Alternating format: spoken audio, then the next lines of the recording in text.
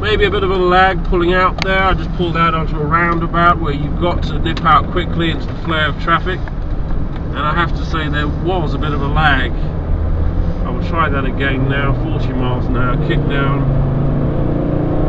It's not really going anywhere, to be honest. So the reason why I point that out is it can be a bit of a tricky disadvantage with the car. As I say, if you're pulling out onto a large roundabout, you want to get out of the flow of traffic quickly from a standstill. You need something that moves quick. A lot of automatics have this terrible lag. Even Mercedes have it. The only cars that don't really seem to work that way are the BMWs. So it's certainly not a quick car by any means. And immediately as I'm driving down now, I can feel that this car really rolls and rocks around a lot. If I give the steering a little bit of a jiggle, the car begins to boat and it begins to meander to a very, very, very big degree. It's a bit like a Land Rover Discovery again in that respect. This is not a car that you're going to want to do an emergency swerve in. Believe me, if you're travelling a speed in this car and you suddenly have to bank out of a different lane, you're going to be in trouble with this car because it's not going to support your intentions at all. It's very floaty, it rolls around far too much than it should do. It's not a stable car at all. It's clearly been built for bumpy roads and comfort, and if there was the opportunity to upgrade the shocks on this, I would certainly recommend it, because it is such a floaty ride. It's a bit disconcerting, to be honest.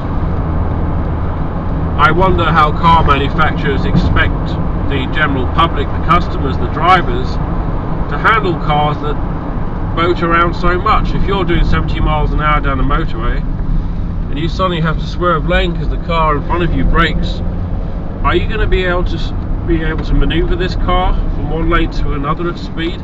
I would have to say no way. It's going to be physically impossible. So I put a lot of emphasis on that point, and if you take one of these for a test drive, I want you to be aware of that, and you will become aware of it the moment you drive it. It's a very loose ride, and I think that makes for an unsafe car. I personally would like to see a stiffer suspension system completely. I mean, if I do it now, it's, my God, this car is all over the place. And no car should behave like that under any circumstance. So if it's like that at 30 miles an hour, the speed, it's going to be a death trap. Now with Range Rovers, the diesels, they bounce all over the place too. Not quite as bad as that though, I must admit. But they do a sports version. You can get one with sports shocks, and it's a completely different experience. The car goes round corners, and it's going to be interesting to see what this one's like on the roundabout very shortly. Now, moving on from the negatives, the car is a very comfortable ride. The driving position is really quite something else, and the interior of the car is very stylish too. Nice and high up, all electric seats, which is always a bonus because at least you can adjust them while you're driving. Vision all round, superb. It's a great car to drive. Everything's laid out nicely. This is the automatic. The center console at a first glance is very confusing, and it would take me a little while to figure out how to put the demister on for the windscreen and stuff. It's a lot going on there, so once you're familiarised with it, it should be okay, but initially it's overwhelming. But I like the layout. It's very much like everything's main on the center console. There's not any buttons anywhere else, to be fair. The instrument cluster is not obstructed by the steering wheel, and the driving position is very nice.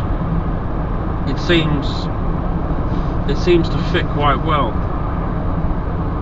So we have a very big car, we have a very comfortable ride, but there's just no power there. There's no power there at all, and that's what's missing from this car. In fact, I personally think this car would be a lot more stable if it had a larger engine.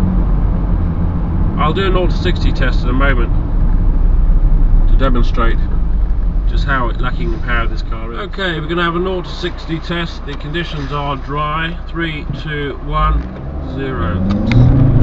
Terrible lag to start there. The car really just didn't go anywhere. That could cause a lot of accidents. 60. Once it gets going, it's okay, but the engine sounds like a hairdryer. There's just not enough power in this car. This is a very valid point. If you already have one of these, then I apologise if you're offended, but the engine's too small, and if you're thinking about buying one, you have to go for a bigger engine. You're just not going to be using a car to its full potential. This lack of power in the engine is because the engine's undersized. It's going to diminish the car's potential, and I think you'll probably begin to find it a bit annoying driving the car for a little while.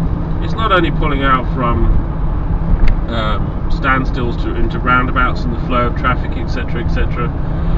It's overtaking lorries in the rain on the motorway. You need to know, with a big car especially, you've got the power to get past it, and unfortunately this car just doesn't deliver that. Now, the brakes on this car are very smooth. I can feel the calipers working in perfect harmony.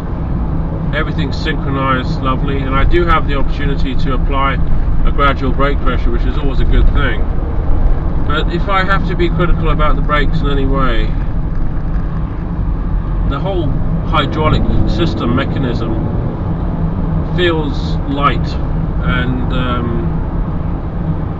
it feels fragile. The only way I can really explain that further is it feels like the braking system of this car, although it's very good, it feels like it's taken off a car that's a lot lighter than this. Yet again, it kind of feels undersized. It does work well, it does stop the car, and it is very controlled, and it is very smooth, but it feels inefficient. Now that's something you're only really going to be able to relate to when you test drive the car. So on a final note, what I will say to you now is, when you take one of these for a test drive, have a look at that braking system, because it does feel light, it does feel undersized again. It feels ineffective, it feels inadequate for the size of the car. The steering, very vague, and the roll in the car is just overwhelming. Now this car's done 50,000 miles, so we really shouldn't be looking at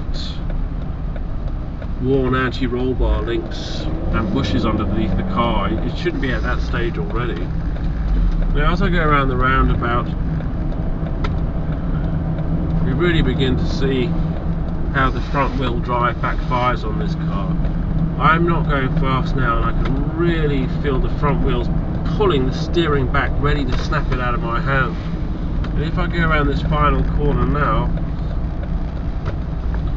and then accelerate, you see how the steering jumped back like that? That's no good.